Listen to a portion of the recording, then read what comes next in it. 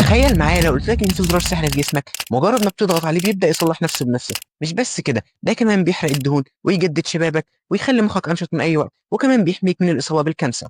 عارف الزرار ده اسمه ايه؟ الزرار ده اسمه الصيام، وده مش كلامي، ده كلام النبي صلى الله عليه وسلم والعلم الحديث. زي ما قال النبي صلى الله عليه وسلم: صوموا تصحوا. يعني الصيام مش بس عباده، ده كمان مفتاح للصحه. وده مش كلام وخلاص، العلم الحديث اثبت ان الصيام بيعمل حاجه اسمها الاوتوفاجي، واللي اكتشفها عالم ياباني وبالمناسبه خد جائزه نوبل. والاوتوفاجي دي زي عمال نظافه بيشيلوا اي خليه تعبانه او ضعيفه في جسمك قبل ما تتحول لحاجه خطيره. والصيام مش بس بيحرق الدهون اللي مكمومه في جسمك بقالك سنين زي المواد كده، لكن بيحسن المناعه وبيقلل الالتهابات وبيصلح الخلايا. مش بس كده، ده كمان بيفرز هرمون البرين درايفد نيوروتروفيك فاكتور اللي بيخلي مخك صافي زي نيتك، وكمان بيحسن الذاكره وبيقلل الزهايمر. لكن الحاجه الاعظم اللي تخليك تقول سبحان الله هو ان السرطان بيحب السكر وبيتغذى عليه، والصيام بيقلل مستوى السكر في الدم، فبالتالي بيحرم السرطان من غذائه. يعني لو السرطان جاي لك جعان على الفطار، جسمك هيقول له كان فيه خلص يا معلم، مفيش اكل لك.